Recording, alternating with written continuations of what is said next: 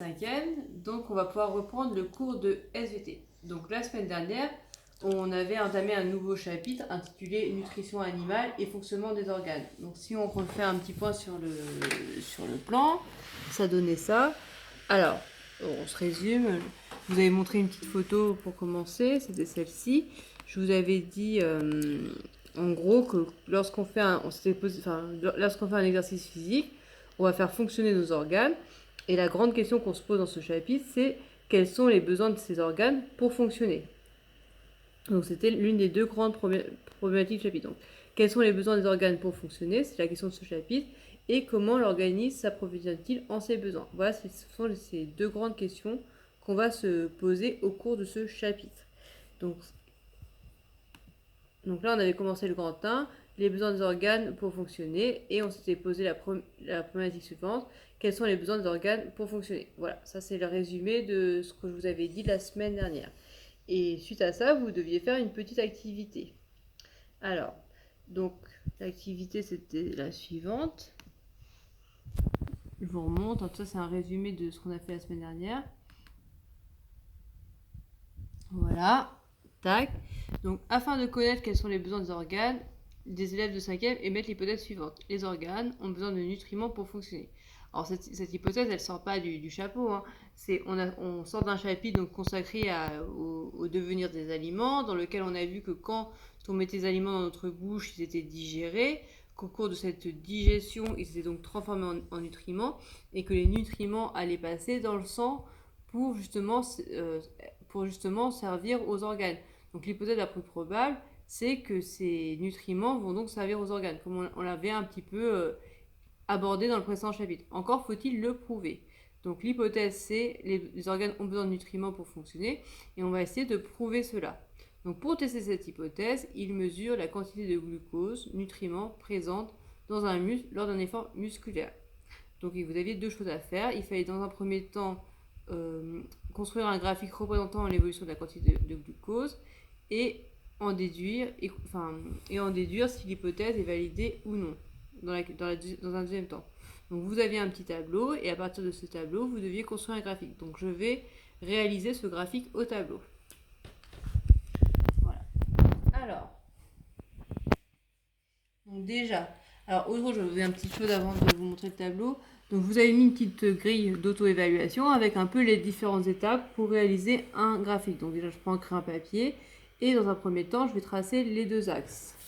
Ça c'est l'étape 1. Donc je trace mes deux axes. Tac. Premier axe. Deuxième axe. Voilà. Hop. Donc je continue à lire la grille. Donc tracer les deux axes perpendiculaires et dessiner les flèches au bout des axes. Deuxième étape, je place mon zéro à l'intersection entre les deux axes. Ça, c'est ce que je viens de faire. Ensuite, je place le nom des axes et leur unité au bout de la flèche. Donc ici, on a toujours le temps. Et le temps, là, il était en...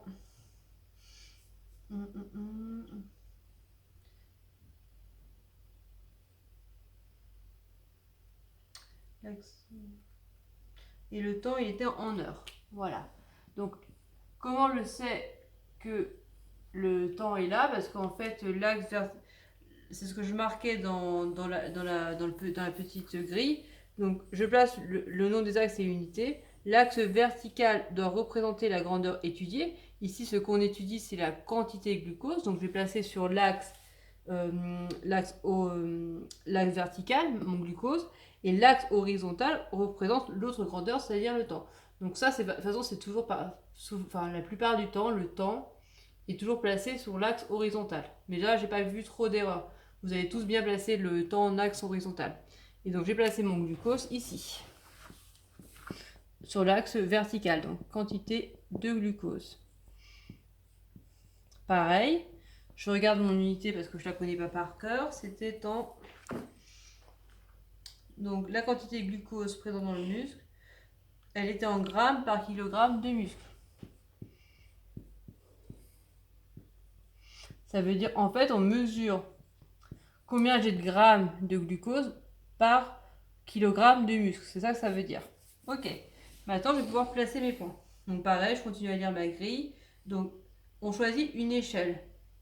Donc par exemple, moi j'ai choisi comme échelle, un carreau est égal à 5 grammes de kilogramme de muscle. Donc ça veut dire, bon là je vais dire que si ça vaut un carreau, ça je vais dire que ça vaut 5 grammes par kilogramme de muscle.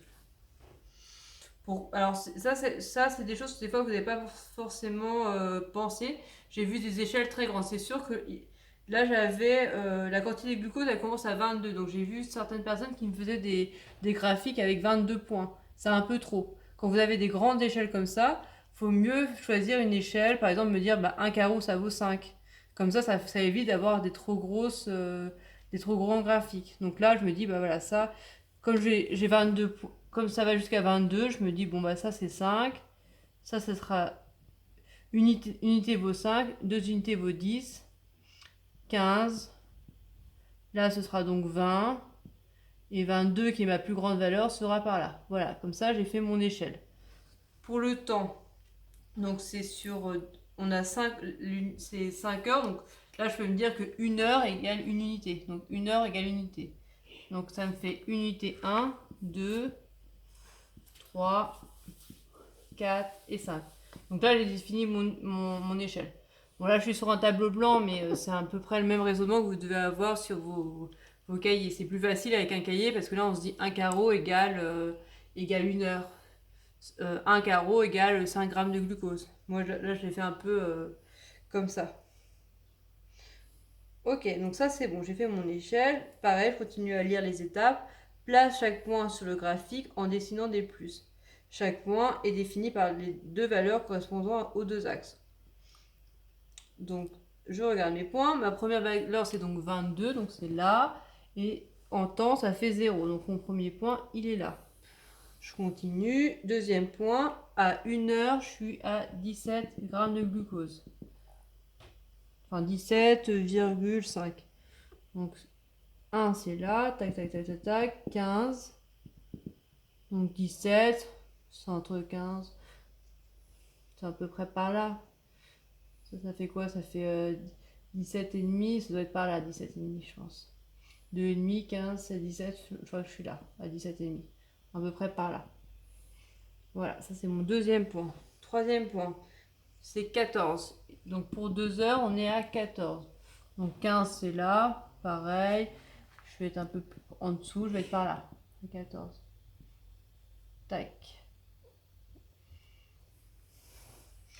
Ensuite, 3, là je suis à 10, donc c'est là.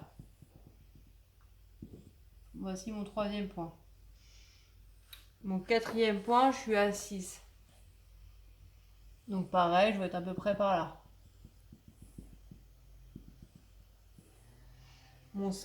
À la cinquième heure, je suis à 4 grammes de glucose par kilogramme de muscle.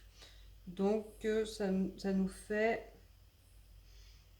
Donc 5 est là, donc 4, c'est à peu près par là. Voilà, j'ai donc tracé mes points. Je les relis. Je vais choisir une autre couleur. Peut-être si j'ai un feutre, je reviens. Hop, allez, j'ai du noir. Je relis les points à main levée. Et voilà, mon graphique est tracé. Il manque quoi? Il va manquer de mettre un titre. Donc pareil, pour le titre, je vais vous donner la formule dans l'aide que je vous ai donnée. Donne un titre à ton graphique. Pour cela, j'utilise la formule axe vertical en fonction de l'axe horizontal. Donc, quel est l'axe vertical? L'axe vertical, je vous rappelle, c'est celui-là, c'est la quantité de glucose. Donc on peut écrire graphique, puisque ça, c'est un graphique représentant donc l'axe vertical, donc la quantité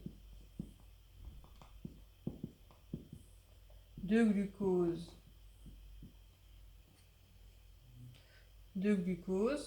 Donc on peut préciser que c'est dans un muscle lors d'un effort physique.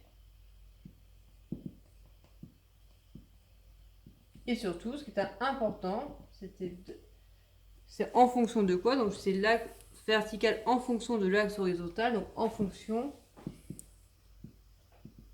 donc de l'axe horizontale, donc en fonction du temps. Donc ça, c'est des fois des choses, ça que vous oubliez. Il faut toujours préciser en fonction de quoi. Donc là, on est en fonction du temps. C'est ça qu'il faut préciser. C'est ça l'information importante à préciser dans votre titre. Et ça, des fois, je ne l'ai pas forcément vu.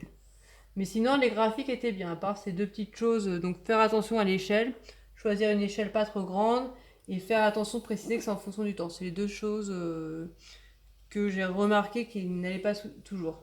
Ok, à partir de ça, peut-on ou non valider l'hypothèse des élèves? Alors, donc hop, je vais vous mettre la correction. Donc on voit en fait, si on regarde le graphique, on voit qu'on a une diminution de la quantité de glucose. Donc c'est ça qu'il fallait dire. On voit, on constate, premièrement, qu'on a une diminution de la quantité de glucose. Donc on en conclut, enfin on en déduit, qu'est-ce qui s'est passé? Si la quantité de glucose a diminué, c'est que le muscle l'a consommé. Donc on a une diminution de la quantité de glucose, donc mon muscle a consommé du glucose. On peut donc en déduire que les organes utilisent des nutriments comme le glucose pour fonctionner. C'est ça le raisonnement que vous devez avoir dans la question 2. On voit que ça diminue, que la quantité de glucose diminue, donc le muscle l'a consommé, donc les organes ont besoin de nutriments pour fonctionner. C'est ce que j'ai dû vous mettre dans la correction. Donc, je vous montre la correction que je vous ai mis en ligne. C'est à peu près ce que j'ai rédigé, hein, je vous la relis. Je sais que j'ai mesuré la quantité de glucose dans un muscle. Je vois que la quantité de glucose diminue en fonction du temps dans le muscle. J'en déduis donc que le muscle consomme du glucose. Il a donc besoin de nutriments pour fonctionner. L'hypothèse est donc validée. Voilà, c'est tout pour l'activité 1. Donc là, on peut écrire un petit bilan. On peut écrire le bilan suivant. Très simple, hein, une phrase. Les organes ont besoin de nutriments pour fonctionner. On vient de le prouver. Voilà. Alors, suite à ça, donc je vous rappelle, hein, je vous montre la petite photo que je vous ai montrée au début. On voit là, ce monsieur qui est en train de faire un effort physique. Il utilise donc, là on vient de le prouver, des nutriments pour fonctionner ses organes. Il respire beaucoup. Une hypothèse qu'on peut faire aussi, c'est que comme il respire beaucoup, on peut penser qu'il apporte aussi du dioxygène à ses organes pour fonctionner. C'est une hypothèse qu'on peut faire.